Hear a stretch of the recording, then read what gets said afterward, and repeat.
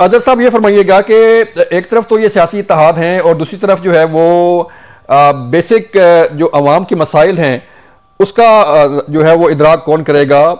महंगाई है, बेरोजगारी है, बाकी चीज़ें हैं। इलेक्शन तो आगे 8 फरवरी को इलेक्शन होने जा रहे हैं, लेकिन सियासी जमातों का जो एजेंडा है वो महंगाई के लिए किस हद तक जो है वो आगे सामने आना चाहिए। अवाम किस हद तक कहाँ पे जो है वो खड़ी है। अच्छा, एक बात तो मैं आपको बता दूं, देखिए मुस्लिम लीग नून की क्या मजाल है कि वो टिकटों का फैसला करे, कौन सी सियासी जमात से इत्तेहाद करना है क्या नहीं करना। वो करने वालों ने फैसले किए हैं और वो करवा रहे हैं, लेकिन उसका फायदा कोई नहीं होगा। यानी ये तो अब वोट को इज्जत दो का जो बयानी है वो आप खुद देख लीजिएगा कि अवाम कितने पसंद। और दूसरी बात जो है ना, गुज़श्ता 40 सालों से मुस्लिम लीग नून का तो वैसे ही भरकस निकल चुका हुआ है। ये जितने नारे लगाती रही है महंगाई का, अल्लाह का भी नहीं, वो सिर्फ माँ सिवाय इनके पास क्या रह जाता है, मोटरवे खाने के लिए रह जाती है। वो मोटरवे क्या काम है मोटरवे का भी। यहाँ बर्तानिया में आकर देखिए, मोटरवे के जाल बिछे हुए हैं, क्या उसने तरक्की की है? ओ भाई, मोटरवे किसी एक स्टेज के ऊपर सड़कों वाला एक कॉन्सेप्ट था, लेकिन असल जो बात है, आप मुल्क में महंगाई कैसे कंट्रोल करेंगे, आप डॉलर को कैसे नीचे लेके आएंगे, टैक्स कैसे बढ़ा सकेंगे जो 40 सालों से नहीं बढ़ा सका। अब उनके पास कोई नुस्खा नहीं है।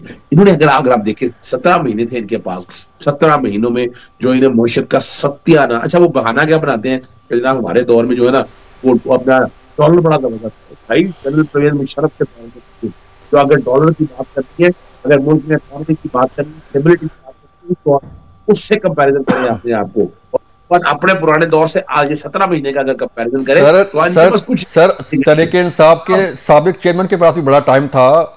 उनके पास भी जो है बड़ा टाइम था। उन्होंने क्या किया असल में तो हर एक ने जो है वो, चाहे कोई भी सियासी जमात हो, महंगाई वहीं पे है, अवाम वहीं पे है, बेरोजगारी वहीं पे है।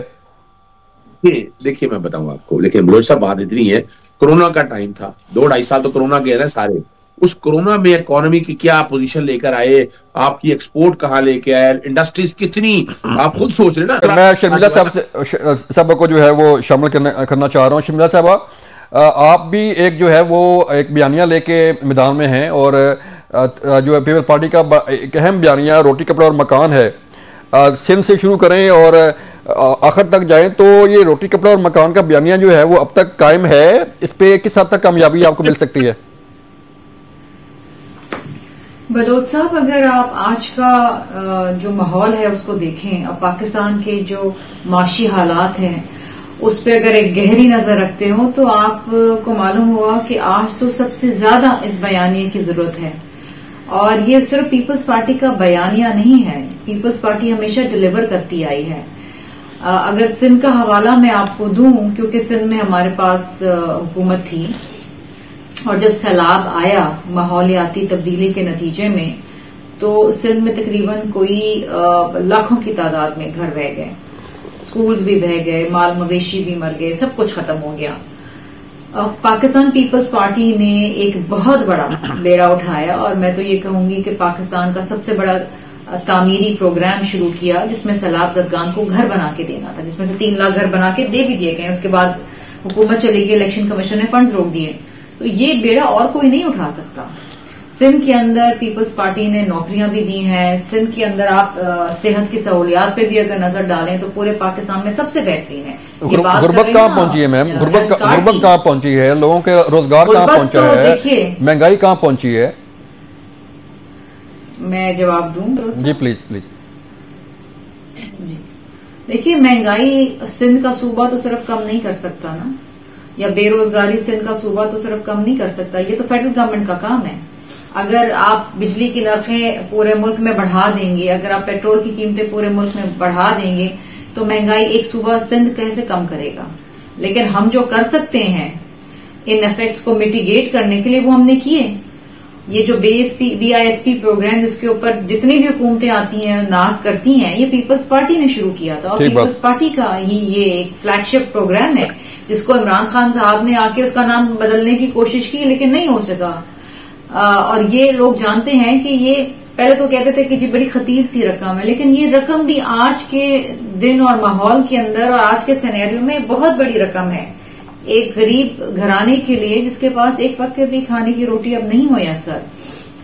इसी तरीके से ये जो हेल्थ कार्ड की बात कर रहे हैं कि हमने हेल्थ कार्ड दिया, सिंध के अंदर तो तमाम जो सेहत की सहूलियातें फ्री हैं, चाहे वो प्राइमरी केयर हो चाहे वो टर्शरी केयर हो। यहाँ तो मैदे की पैबंदकारी भी फ्री है, यहाँ पर तो दिल के जो बाईपास है और वो भी फ्री है। तालीम भी तो फ्री होगी? हमने तो ये सहूलियात उनको, जी तालीम भी फ्री होगी? तालीम भी फ्री है, ऑफ कोर्स पब्लिक स्कूल में तो तालीम भी फ्री है, बल्कि हमारे कुछ ऐसे डिस्ट्रिक्ट्स में जहां पर गुर्बत की सतह से बहुत निचली सतह पे लोग हैं, वहां पर तो हम बाकायदा स्टाइपेंड देते हैं।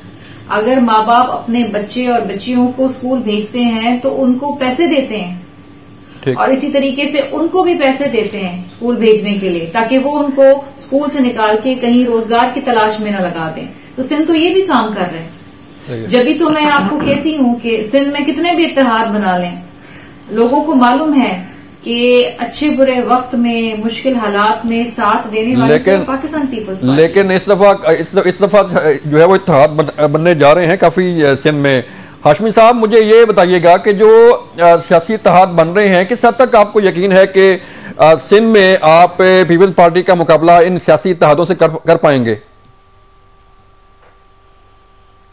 देखिए, पहले तो मैं अजहर सिद्दीक साहब का जवाब दे दूं। उन्होंने ऐसे कहा कि ये क्या टिकट देंगे, ऐसा कह रहे थे जैसे कि इनके दौर में शहद की नहरें और दूध की दरिया बह रही थी। इनके दौर में हर चीज 2 आने का था और 2 रुपए का था। इनके दौर में बहुत जमहूरियत थी, इनके दौर में बहुत आज़ादी थी, इनके दौर में खुशहाली थी।